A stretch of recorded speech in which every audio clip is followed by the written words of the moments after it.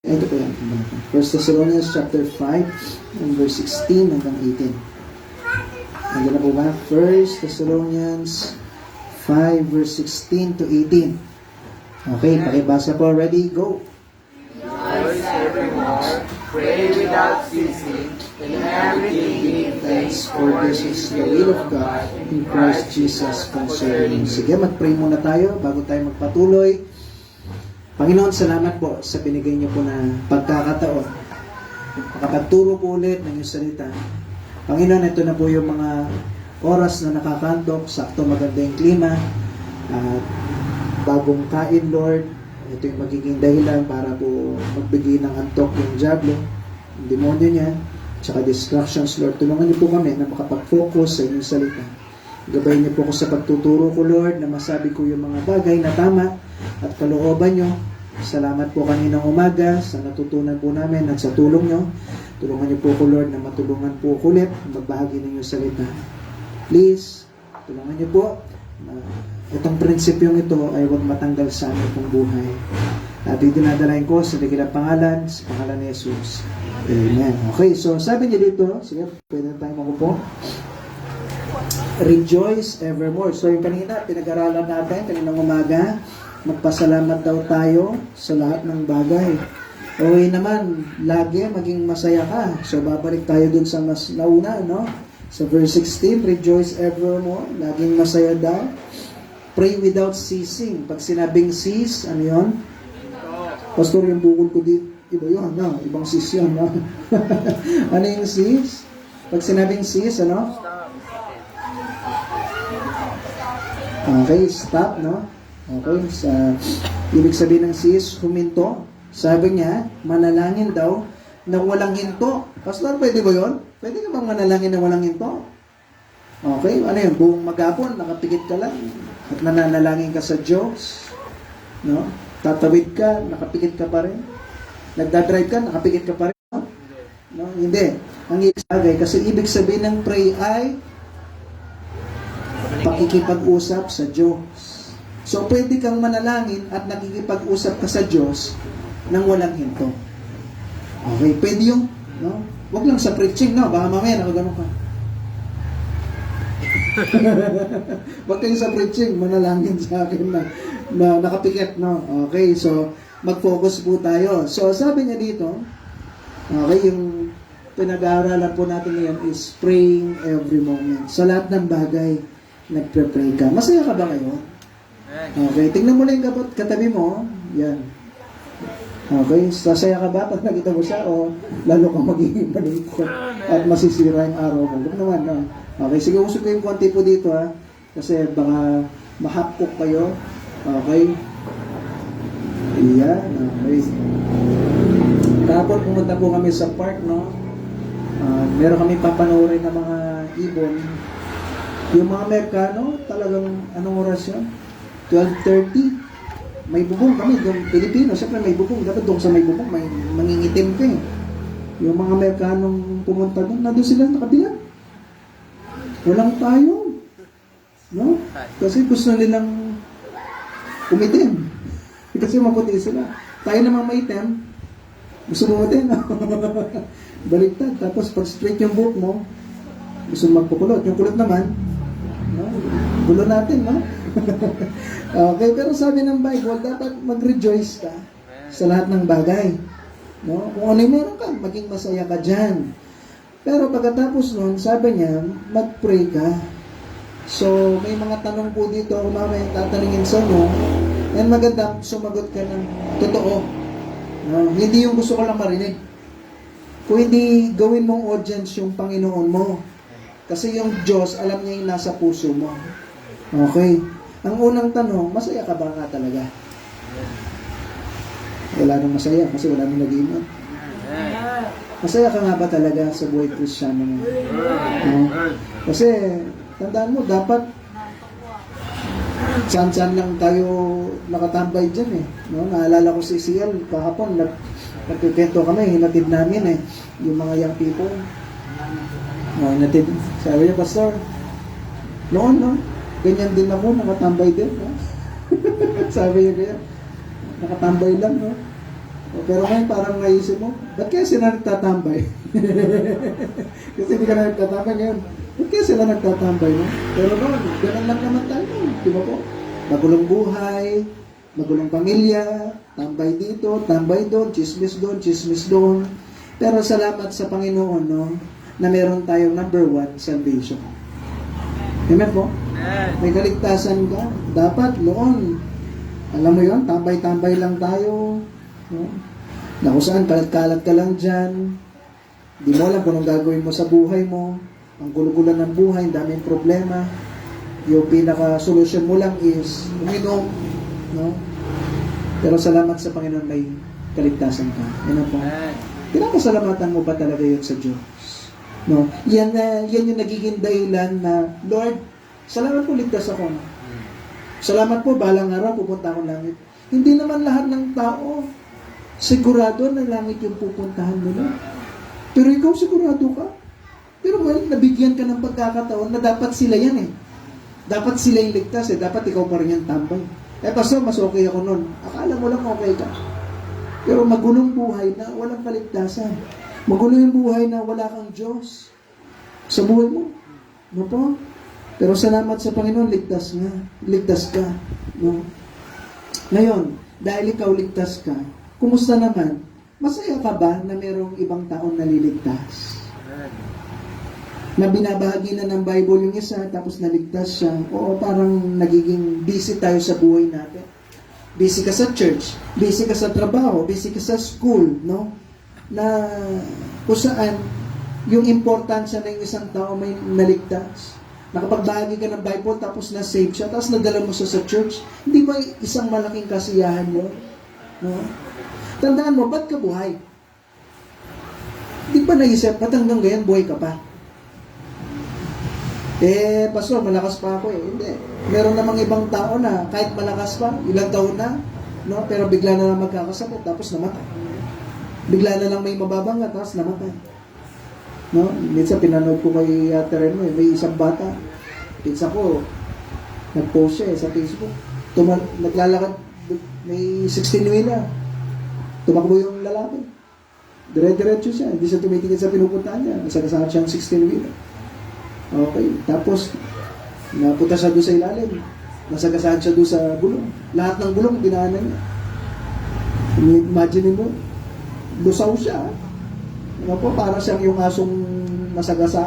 Wasak yung katawan niya. No? Pero ba't ikaw buhay ka pa? Ba't kaya tayo buhay pa? Pastor, kasi may pamilya pa ako, o may trabaho pa ako, may kailangan pa akong mission sa buhay ko. Alam niyo ano po yung mission natin, tayong lahat? Ba't ka buhay? Buksan natin sa Ecclesiastes chapter 12 and verse 13. So, Job, Psalms, Proverbs, Ecclesiastes.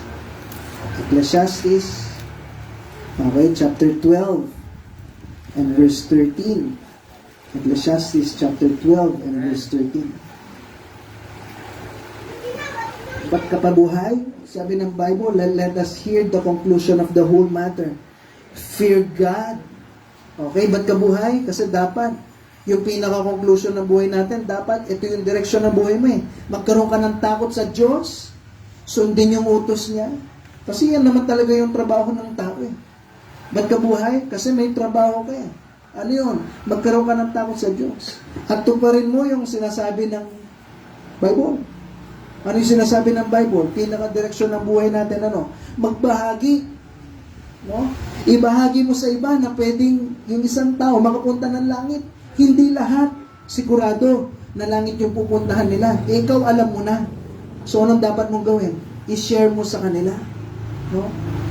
Nandun pa ba yung concern mo na yung isang tao, katulad niyan, magja-January 1, baka may reunion ka ng 31, papuntang January 1, yung mga mahal mo sa buhay, na makikita mo, sigurado na ba sila na langit balang araw? Pastor, di naman ako pastor kaya ang hirap kasi magbahagi. Hindi. Simplihan mo lang. Nakatabi mo sa upuan, pinsan mo. Okay, dumating ka sa punto na dapat. May kwentuhan kayo, napanood mo sa ganito, napanood mo sa ganyan. Okay, pero darating sa punto, yung usapan nyo, ilipan mo sa spiritual na bagay. O ikaw, pinsan, sigurado ka na, balang araw langit. O hindi pa. Tatawanan ka niya eh. Tatawanan ka niya. Pero maging seryoso ka na sabihin mo sa kanya. Kasi ako, sigurado ako pupunta ako ng langit. O ikaw, sigurado ka na. O, mabait naman ako. Then bahagi mo, hindi lang sa kabaitan. Amen ba? Amen. Okay? Si Kristo yung tagapagligtas. Wala nang iba. No? Na kung saan seryosohin mo sila. Na soon, sabihin mo, ayoko kayong pumunta sa impyerno. Ako sigurado ko. At mahal ko kayo. Gusto ko na makapunta kayo sa langit balang araw. Nung December 26, nakakatingin ko. Namiss mo yata mo, ha? Okay, nung December 26. Okay, nung December 26, meron kaming family gathering. No? Okay, naglaro kami. No? At pagkatapos nun, bago pala lahat ng yun, nagbahagi ako ng Bible sa kanila. Paulit-ulit, no? Minsan paulit-ulit na lang. Sana nga hindi pa sila naririnig, no? Pero paulit-ulit ko sinasabi sa kanila na merong langit, merong impyerno. At gusto ko na balang araw, kompleto kami sa langit. Concerned ka pa ba? No? Dapat yan yung nagiging dahilan na nagre-rejoice ka. Na nagiging masaya ka. Minsan yung kasiyahan mo, alam mo yun, mas sobrang saya ka pa pag nagkaroon ka ng bagong cellphone, na iPhone. O ba? Kung nagkaroon ka ng iPhone, napakasaya mo, lundag-lundag ka pa. Pero yung isang taong naligtas, binahagi na mo ng Bible, masaya ka pa ba? Nadala mo siya sa church, masaya ka pa ba? Dapat yan yung nagiging trigger point na maging masaya po tayo. No? Okay? At dapat pinagpre-pray mo sila.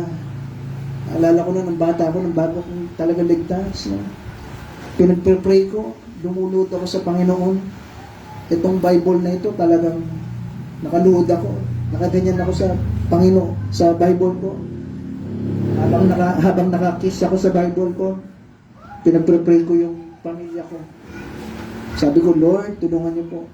Tito ko, tita ganito, tita ganyan, tito ganito. Pinagpre-pray ko habang yakap-yakap ko yung Bible ko. Sinasabi ko sa kanila, Lord, sana maligtas silang lahat. Concerned ka pa ba? No? Yan ba'y nagiging dahilan bakit masaya ka? No? At pinagpre-pray mo pa ba sila? Amen po? Pinagpre-pray mo ba sila by name? Sinasabi mo mga pangalan ng pinsan mo sa Panginoon, yung tita-tito mo, yung mga kapatid mo, pinagpre-pray mo ba sila? Bawat pangalan nila, yung asawa nila, yung mga anak nila, yung pamangkin mo, yung mga apo mo. Pinagpre-pray mo ba sila ng isa-isa? O gine-general mo, Lord, sana maligtas sila in Jesus' name, amen. Gusto ng Panginoon, specific kang humingi sa Kanya. Pinagpe-pray mo isa-isa. Sila, may prayer list kami. No? Kayo, pinagpe-pray ko kayo. No? Dapat isa-isa, iniisa-isa mo yan. Kasi kung totoong mahal mo sila at ayaw mo sila pumunta sa impyerno, gagawa ka ng paraan. Amen po? Para mabahaginan sila ng salita ng Panginoon. Pero may nanay, tatay mo, tinutulungan ka niya sa araw-araw. Tapos ikaw, nandito ka, nag-church ka, hindi mo kasama yung mga magulang mo, hindi pa sila ligtas. Katoliko sila, sabihin mo. Okay? Tandaan mo, kung sila hindi nila sigurado na balang araw lang, may impyerno po yan. So, kumusta tayo? Pinagpre-pray mo ba sa kanila? Sila? Number 2, service. Okay? Ulitin ko, sabi niya dito sa 1 Thessalonians chapter 5. Buksan natin yan. 1 Thessalonians. Buhay pa po ba kayo? Gising ba? Amen. Okay, so 1 Thessalonians chapter 5. And verse 17, sabi niya, pray without ceasing. Okay? Nagpe-pray ka? Pinagpe-pray mo ba lahat ng bagay na sa kinikilos mo natin? Okay? Bago ka pumunta sa church, pinagpray mo ba ako bilang pastor mo? Pinagpray mo ba na, Lord, tulungan niyo po, mayroon kaming matutunan ulit. No? O bara-bara na lang, basta mabutan, mamadali ka na. Di ba? Pero tagal-tagal mo mag-makeup dyan. Pininturahan mo yung dapat pininturahan, minasigay yung dapat masigay dyan. Di ba? Ang dami mong oras dyan. No?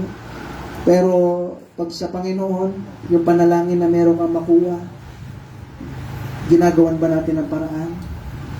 Bago ka pumunta sa school, bago ka mag-test, bago ka magtrabaho. Blessing yan. Si Kuya Paul, no? Sinasabi niya sa akin, pagka prayer partner ko siya, Pastor, pag-pray mo na magawa ko ng maayos yung trabaho ko. Dapat gano'n. Yung nare-recognize mo sa sarili mo, hindi mo kaya. Kasi alam mo naman, hindi mo kaya eh. Nakikita mo yung, kaya nagagawa lang yung mga project na yan, yung mga assignment na yan, nagiging pulido lang yung trabaho kasi umaasa ka na yung Diyos na nandyan sa langit, siya yung tutulong sa'yo. Amen po? Okay? Kumusta ka? Hinihingi mo ba yung tulong ng Diyos? Tandaan mo, pag walang panalangin, na po, pakinggan niyo mabuti ito ha, pag walang panalangin, okay, dumidepende ka sa sarili mo, na kaya mo, na magaling ka, no? Bago ka umalis, no? Pagdadrive ka, ako pag nagdadrive ako, pray muna, no? Pray muna kasi baka makabangga ako, baka makasagasa ako, no? Kahapon, maganda pa lang pumunta sa Manila, no? Alam mo yon, yung sabay kayo, tapos kakaliwa pala siya, nandito siya, bigla siyang kukurbang ganyan sa harap mo. Ganda mag-drive. Nakapag-drive kayo sa Manila?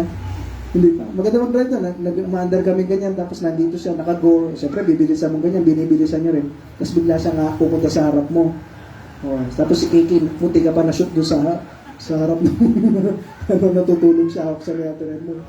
Buti na lang, 4 na yung mata ko, may 2 pa doon sa kabila. Sa katabi ko. So, 6 yung mata namin. Yung 4, di ba 2? Tapos ito pa 2. O, 4 na yung mata ko, tapos 2 pa doon sa katabi ko. Tapos meron pang alarm eh. Alam mo yung pag malapit na, uy, yun na. Ano ganyan? May alarm ako doon sa gilid. Automatic yung sasakyan natin. May alarm ako doon sa gilid. Wala. Ano yun? Tapos, bigla akong pre-preno nun, di ba? Kasi bigla magkakat eh. Di ba? Kaya ang ginawa ko noon, wala kaming dashcam. Alam mo yung camera? Sabi ko, mag-video ko siya. Baka may mabangga tayo, hindi natin kasalanan. Ako isisisiyan pag wala kang dashcam. Ako niya po, so pinagpe-pray mo ba lahat? Lahat ng bagay? No? Kumusta ba tayo? Pinagpe-pray mo ba? Mayroon kang mabenta sa tindahan nyo, no? O sa trabaho mo, maging pulido lahat, no? Pinagpe-pray ba natin lahat? Pinagpe-pray mo ba yung mga iba't ibang bagay na kailangan mo, mga pangangailangan mo? Tandaan nyo, pag walang prayer, pride yan. Kasi bakit? Kaya mo sa sarili mo eh, no? Sa bawat pagkilos mo, puro ikaw. Kaya ko to, kaya ko yan. Pag walang panalangin. Pero pag nananalangin ka, iniisip mo, Lord, hindi ko ito kaya.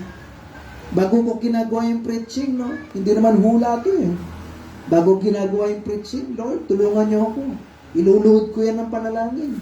Kasi bakit? Hindi ko kaya ito eh. No?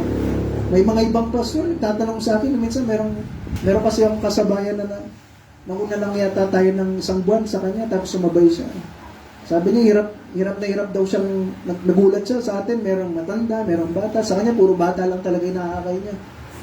Sabi niya, Pastor, anong technique? Sabi ko, anong technique? Mag-pray ka sa Panginoon. Nabigyan ka niya ng tulong.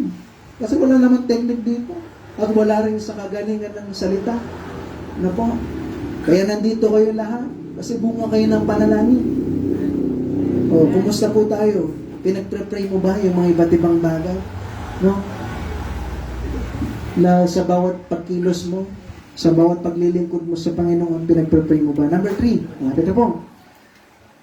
Supplication. No, sabi ng Philippians chapter 4 and verse 6. Philippians, so Galatians, Ephesians, Philippians chapter 4 verse 6. Okay, sige. Pakibasa po, lakas natin ha, para pampagising. Nakakantok yung mamaya niyan, pati ako natutulog na ba nag-preach. Okay, sige. So, basahin po natin. Ready? Go! Be careful for nothing, but in everything by the prayer and supplication with thanksgiving, let your requests be made known unto God. Sabi niya, maging maingat ka sa walang bagay. Kung parang huwag ka na maging maingat sa iba't ibang bagay. Huwag ka mag-alala sa iba't ibang bagay. Bakit? Kasi dapat bawat bagay na yan, lahat pinagpre-pray mo sa Panginoon. At humingi ka ng tulong sa lahat ng bagay. Ngayon, ang tanong, may mga pangangailangan ka ba sa araw-araw? Sige, kung may pangangailangan ka, tapos may gawin mo. Okay, may pangangailangan tayo lang. So ngayon, may pangangailangan ka sa pang-araw-araw. Humingi ka ba ng tulong sa Kanya? Tandaan niyo po ha, pag hindi ka nanalangin, ibig sabihin kaya mo. Kaya mo mag-isa. Okay? Pero kung naiisip mo sa sarili mo, hindi mo kaya, hindi ka na tulong sa Diyos. No? Okay? Pupunta ka sa school, maglalakad ka. Lord, protektahan niyo ako. No? Lalong-lalo yung mga naglalakad, kung may dadaanan ka, may mga aso, nagpre-pray ka ba? Meron pinakita si Ate Remo ng babae, hawak niya yung baby. May mga asong tapos pinakita niya kasi doon sa mga aso na natatakot siya.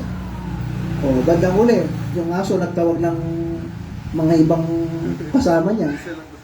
O, sabi niya, Harp, sabi nung isa siguro, ewan ko, paano yung signal nila? O, mamaya yung isang aso naging 2, naging 4, naging 5, na malalaking aso. O, tapos, yung babae, ako sa kanya, ang ginagawa niya, nagpatumba siya. O, pagkatumba niya, nilapa siya ng mga aso. O, nananalangin ka ba? Na mabigyan ka ng protection ng Diyos? O, minsan, kita niyo si Pastor, parang ang tapang-tapang, no? Takot din ako eh. O, pero nung ginagawa ko, pag may aso, minsan nung kita niyo, dire-diretso lang ako. Di ba nakita niyo na ba ako, dire-diretso lang?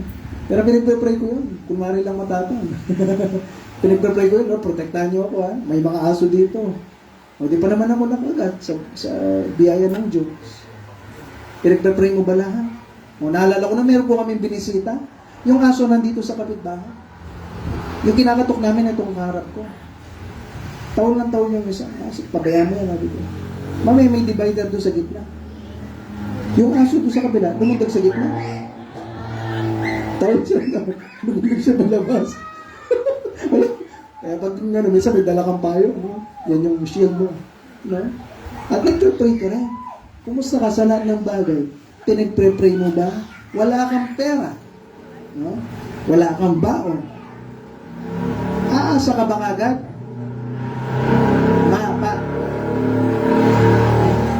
May mga pangangailangan ka, wala kang trabaho. No? Aasa ka ba agad? Sino yung mga kakilala mo na mabigyan ka ng trabaho? Okay? Mga customer mo, ano po, sa mga nagtitinda. Okay? Automatic ba?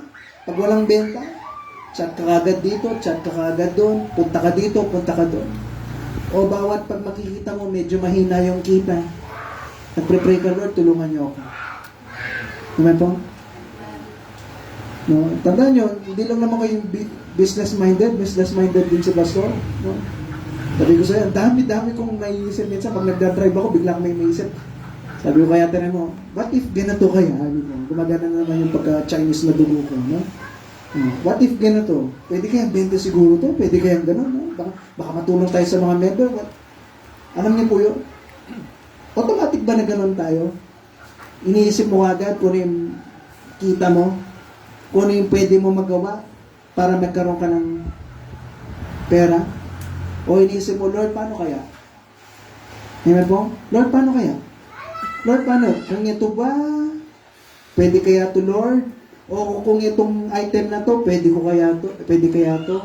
Ano kaya mas mabenta, Lord? O iniisip mo, ano kaya ang trending sa Facebook? Siguro pag ito yung binenta ko, okay to. Siguro pag ganito, hinihingi mo ba lahat ng tulong sa Diyos? Amen po? Tandaan nyo lahat, kailangan natin tulong ng Diyos. Kasi kahit kailan, kung walang panalangin, ulitin ko, dumidepende ka sa sarili mo. Kumusta po ba tayo? Sa lahat ng pagkilos natin, iniisip mo ba na yung Diyos, siya talaga yung solusyon mo, wala nang iba? Amen po? Siya yung solusyon mo, tandaan niyo po. Bakit dumidepende tayo? Alam niyo, kaya minsan, feel mo pagod na pagod ka. Sino nakapil na, no? Nararamdaman natin lahat yan, di ba po? Pagod na pagod tayo, di ba po? Bakit minsan ganon? Tapos minsan, sagad ka na. Kasi, check mo mabuti, no? Hindi naman lagi, pero check mo mabuti. Baka mamaya, ginagawa mo lahat ng paraan sa sarili mong kakayahan. Check natin.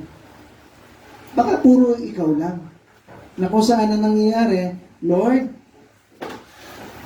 tulungan niyo ako sa 20% ng buhay ko. Ako nang bahala sa 80%, Lord. Tulungan mo ko doon sa 20%. Kaya team tayo. Huwag kang mag-iwan. Tandaan mo, yung Panginoon, siya lang yung kailangan mo. Akala mo malakas ka, no? Akala mo kaya mo lahat. Doon po tayo nagkakamali. Ang mangyayari po niyan, ganito. Sa takbuhan, no? Ang nangyayari is iniisip mo, kaya mo. Hanggang sa darating sa punto, masasagad ka. Pag nasagad ka, doon ka hihingi ng tulong. Pwede naman, nahingi ka ng tulong sa Diyos kaagad. Amen po? Parang merong ganito may kwento. May isang bata. Yung isang bata, nangyari, may kailangan siyang buhatin. May kailangan siyang buhatin ng isang bagay. Wala, ganito, tungkol, binubuhat, hindi niya mabuhat. Okay. Pinipili niya buhatin, ginulak niya, ginanon niya, lahat. Ginawa niya ng paraan para mabuhat niya. Pinapanood siya ng tatay niya. Okay? May kinuha pang, yung tawag ito, parang pushcart, pinilit niya, ginanon niya ng bakal, lahat, ginawa niya ng paraan para mabuhat niya. Pero alam niya nangyari, hindi niya magawa. Ito siya ngayon, pagod na pagod. Sabi niya pa, lahat ginawa ko na. Hindi ko pa rin mabuhat to. Dadalhin ko sana sa kwarto. Sabi ng tatay niya, hindi mo pa lahat ginawa. Hindi, pa, lahat ginawa ko na. Hindi mo pa ginawa lahat. Hindi, ginawa ko na. Lahat na nga eh. Pati yung mga bike ko, sinubukan ko sa kayo naman, tinulak ko, lahat ginawa ko na, pero hanggang ngayon, wala akong magawa. Sabi ng tatay niya, hindi mo pa lahat ginawa. Kasi hindi ka pa humingi ng tulong sa akin. Ang ginawa ng tatay niya, binuhat niya. So, saan mo gusto ilagay? Dito po, binaba niya doon. Tapos yung problema niya. Naku niyo yung prinsipyo? O sa pagod na pagod ka, gawa ka ng gawa. Pilit mo ganito, ganyan. Isip ka ng ganitong paraan. Tulak ka dito, tulak ka doon. O ano man, lahat, ginawa mo na lahat ng paraan. O tapos sasabihin mo sa Diyos, Lord, ay, pagod na ako. Ginawa ko na lahat. Pero sasabihin sa'yo ng Diyos, hindi mo ba? Kasi hindi ka pa humingi ng tulong sa akin. Amen po? Yung huli, sabi nga dito, strength. Tandaan nyo, kaya napapagod ka kasi pilit mong ginagawa sa sarili mong lakas. Okay? Pilit mong inaayos, pero hindi talaga maayos yan kasi nakadepende ka sa sarili mo. Hingi ka ng tulong sa Panginoon. Pray ka sa Panginoon, sa school mo, sa trabaho mo, bigyan ka na ng lakas, at sa pag-church, bigyan ka niya ng lakas para mapaglingkuran mo siya ng maayos. Kumusta ba tayo? Sa bawat pagkilos mo, nasanay ka na ba na ginagawa mo sa sarili mong lakas? No. Tandaan mo, pag ganyan yung ginawa mo, Lord, 80% ng buhay ko, ako nang bahala, 20%, doon ka tumulong, no? Bandang uli, mapapagod ka dyan. No? Tandaan mo, team kayo ng Diyos. Pero bilang isang kasama mo yung Diyos, as a team, gusto niya, siya yung mag-control ng buong buhay mo. Siya yung tutulong sa'yo ng buong buo. Ayaw mo nun? Gusto ka niyang tulungan ng buo? Amen po? Gusto mo, kunwari, may tutulong sa'yo, tutulungan ka niya, no? 50% lang o 10% lang. Naalala niyo yung patalaslas na kita? Alam mo yun? Yung kakain niya yung kita, tapos hinati niya pang gano'n. Doon sa pulubi. Naalala niyo? So, tapos anong hiling niya? Yung sports car, yung red, di ba? Naalala niyo? Gano'n yun? O, binigay. Boom! Wala kang tinaw niya. Ang hirap na tutulungan ka, kalati lang. Alam mo yung Diyos, gusto niya tulungan ka niya 100%. Ang ganda, no? Pastor, totoo, gano'n yun? Oo, gusto kang tulungan ng Diyos 100%. Pero hindi ka niya tutulungan ng 100% kung hindi ka tumutulong, hindi ka humingi ng tulong sa Kanya ng 100%. Amen po?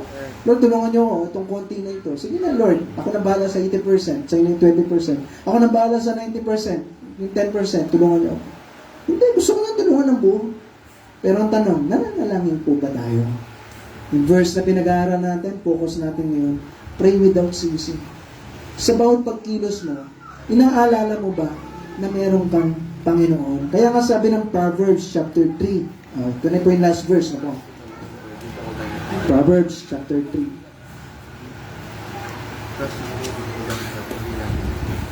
Okay, Job, Psalms, Proverbs chapter 3 and verse 5. Alam niyo yung verse na ito, di ba po?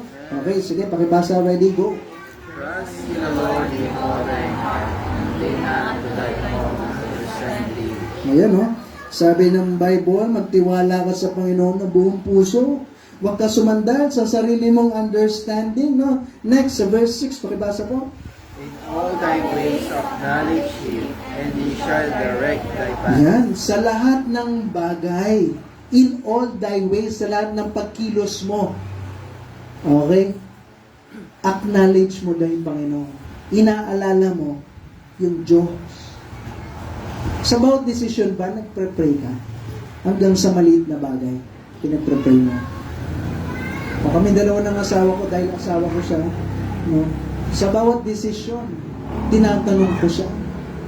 No, kaya minsan makikita niyo, hindi ako makapag-decide. Kasi gusto ko, pag nag-decide ako, lalong-lalo na sa importanteng bagay, tinatanong ko siya kasi asawa ko siya. Okay? Ina-acknowledge ko siya. O ikaw, ina-acknowledge mo ba yung Panginoon? Nung naghahanap kami ng apartment, no? Habang naghahanap kami, pray ka, Lord, tulungan niyo po may makita ka. At nung may nakita na apartment, ito na po ba yun, Lord? O tinignan ko, patay, hindi pa pala kasi mali eh. Naniniwala ko, hindi ito yung plano niyo. O may nakitang lupang binibenta doon, Lord, ito na po ba yun? Kanina, inasa ko ni Sir Jonathan, sabi niya, pwede ba puntahan namin mamaya? O tinanong ko si Ate Ren mo, maganda, dalawa kami. Kasi bakit? Kasi 5 minutes lang daw puntahan namin. O nga naman, na-remind sa akin, o nga naman dapat pag pinuntahan, hindi basta-basta. Kasi bakit? Pagdating namin doon, pag-pray namin, Lord, ito na po ba yun? Nakukuha niyo po? Minsan alam yun, pag meron tayong nakitang opportunity, ito na yun. Di ba ganun tayo po? Ito na yun, word, laki nakita, okay to. Nakuha niyo po? Ganun din ako eh. Dapat wag po tayo maging ganun. Pray ka muna. Hindi, tandaan niyo po, hindi lahat ng opportunity, okay yan. Minsan, opportunity yan, hindi galing sa Diyos, galing sa diablo. Yung mga young people, soon magkakaroon kayo sa school nyo, o soon, mga adult, sa trabaho mo. Pag merong Sunday yan, opportunity, kikita ka ng malaki, meron siyang Sunday, hindi galing sa Diyos yan. Amen po? Hindi lahat ng opportunity o yung open job opportunity, malaking kita, malaking sahod, tapos merong Sunday. Hindi ibig sabihin nun, blessing yun ng Diyos. Hindi blessing po yun. Amen po? Basta may Sunday yan, kukunin yung para sa Diyos, hindi yan blessing. Galing po yan sa diablo. Amen po? Gusto mong blessing? Tingnan mo yung bawat opportunity at pinagpre-pray mo, Lord, ito po ba yun? Baka ito po. Kung hindi po yan, baka ito po ba? Pray ka sa Panginoon. Iluhod mo yan sa Panginoon. Amen po? Mag-pray tayo. Ano yung title po natin? Parang iba-iba yata yung title. Ulan nga, ano po yung title natin? Prayer in every moment. Sa bawat moment, no? Sa bawat pagkilos mo, nagdadasal ka ba? Napo, amen po? Kumusta ba tayo? Sa lahat ng pagkilos natin, ina-acknowledge mo ba yung Panginoon? Minsan, alam nyo, kaya nababurden po tayo, ang bigat-bigat ng mga iba't ibang nangyayari sa buhay natin. Kasi bakit? Sa iba't ibang maling desisyon. Sana sa paglilingkod natin sa Panginoon, nagpe-pray ka, humihingi ka ng tulong sa Panginoon sa bawat pagkilos mo. Tandaan nyo, meron kang Diyos na pwedeng mahilingan ng tulong. Ano po? Naghihingi ka ba ng lakas ng lakas sa Panginoon. Kasi tandaan nyo, kung hindi ka humingi ng tulong sa Diyos ng lakas, darating sa punto, mapapagod ka. Kasi ginagawa mo sa sarili mong lakas. Hingi ka ng tulong sa Diyos para tulungan ka niya na makapaglingkod ka ng totoo at tapat sa Panginoon. No? Kasi bakit? Yung totoong nagmamahal, lahat gagawin mo para sa Panginoon mo. No? Kayo, kung di namin kayo mahal, minsan, sagad na sagad kami, pagod na pagod kami, okay? Gusto na namin magpahinga, pero pupuntahan namin kayo. Ipapray namin kayo, kumusay namin kayo. Kung biglang may nag-chat kayo, may problema, okay? Pag ano, puntahan namin kayo. Kasi bakit? Ganun yung tunay na nagmamahal. O ikaw, gano'n mo kamahal yung Diyos? Na ibibigay mo lahat para sa Kanya. Kaninang umaga, kung totoo nagpapasalamat ka, dapat nag-church ka. Kung totoo nagpapasalamat ka, dapat inaalala mo yung Panginoon sa buhay mo. Na yan yung magiging trigger point mo na meron kang gagawin sa Diyos. Ngayon, sa hapon naman, mapag-aralan natin, nananalangin ka ba talaga sa Panginoon? Kasi kung walang panalangin, nagtitiwala ka sa sarili mo. Kaya mo. Lakas ka eh. Kaya mo. No? Pag ikaw, no, kinukuha mo yung araw ng linggo para sa trabaho mo o sa school mo. Meron tayong service, meron tayong Young People's Fellowship. Tapos ang gagawin mo, hindi ka mag-a-attend dyan dahil may gagawin ka pa. Then, iniisip mo, kaya mo. Magaling ka eh. Kaya mo. Sa sarili mong lakas, umaasa ka. Pero kung hindi mo gagamitin yung araw ng Panginoon, iniisip mo sarili mo, oo, masasagad ka eh. Oo, minsan, kukulangin yung oras mo para mag-review. Pero dahil pinapakita mo sa Panginoon, Lord, mas importante ka. At hindi ko kaya kahit mga kulang-kulang na ako sa review. No? Kahit ilang oras na lang magre-review pagkatapos ng church service namin kasi may Young People's Fellowship pa o may Ladies Fellowship pa o Men's Fellowship pa. Hindi mo na ako makapag-review ng maayos dito dahil nakulang yung oras ko ngayong linggo. Pero aasa ako sa tulong mo.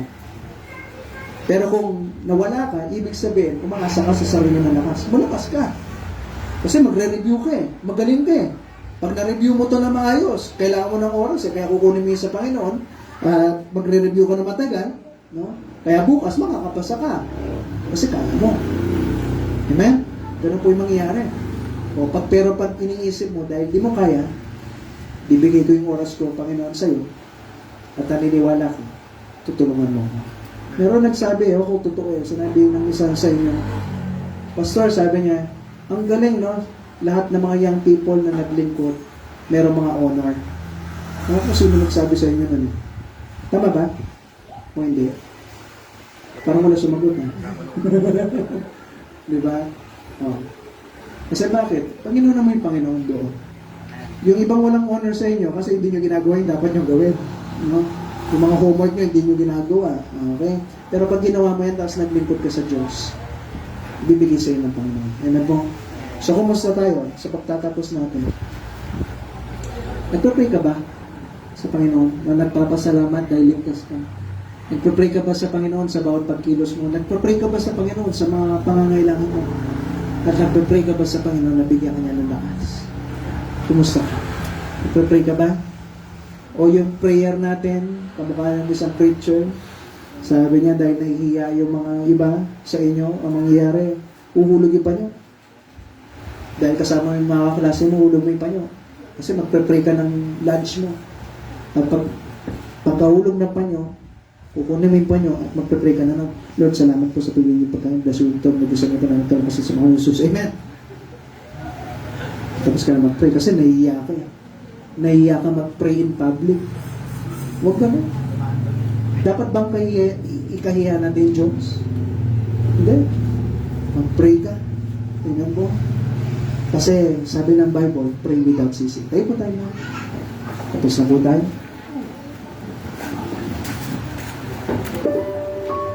So habang nakapikit na mata na ko yung ulo, nagpa-pray ka ba sa Panginoon? Tandaan niyo po yung buhay Kristiyano, hindi po siya kompleto kung hindi mo kinakausap yung Diyos mo. Soon, yung Diyos na yan na pinagpre-pray mo, kung kanino ka nananalangin, tama, hindi mo siya nakikita ngayon. Minsan parang iniisip mo, lalong-lalo na kung bagong Kristiyano ka, parang iniisip mo, parang kalokohan itong ginagawa ko, wala akong kausap, pero nagsasalita ako. Sa una lang yan. Pero bandang uli, mapapakita sa iyo ng Panginoon na mayroong Diyos na buhay, na pwede ka mag-pray sa Kanya. At soon, yung Diyos na pinagpre-pray mo, kung kanino ka nagpre-pray, magkikita kayo. And sana meron kayong relasyon sa Diyos na yan, na kung saan sa Kanya ka nananalangin. Kumusta po ba tayo? Nagpre-pray ka ba ng totoo sa Panginoon? Humingi ka ba ng tulong sa Kanya sa lahat? Sa mga pangangailangan natin? Pwede ba sa oras na to? Manalangin ka ngayon sa Kanya? Magkaroon ka ng commitment sa Kanya na, Lord, sisimulan ko po na mag-pray without ceasing po sa inyo.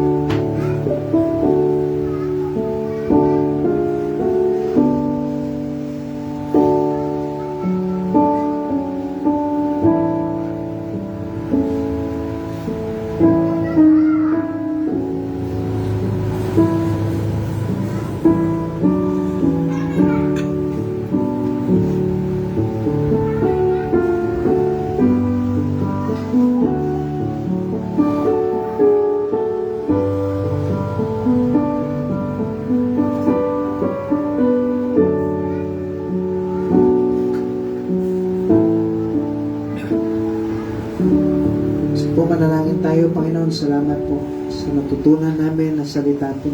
Tulungan niyo po kami, Lord, na sa bawat pagkilos namin, na umasa po kami sa inyo.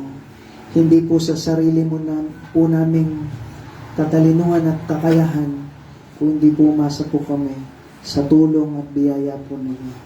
Panginoon, tulungan niyo po kami na ito may apply po namin sa aming pong buhay. Na lagi namin tandaan, hindi namin kaya sa sarili po namin. Kung hindi niyo po kami tutulungan, kami po yung kawawa. Pero kung tutulungan niyo po kami, magiging maayos po. O po, Lord, may mga problema, pero sa tulong po ninyo, lahat ng mga problema ito ay malulutas kasi wala namang pong problema na wala pong solusyon. Kaya Panginoon, mapurihin po kayo sa lahat ng bagay nito na ito'y dinadalain ko sa likilang pangalan, sa pangalan ni Jesus. Amen. Okay, sige, mag-pray po tayo sa ating offering. Piliin ko si Brother Alex.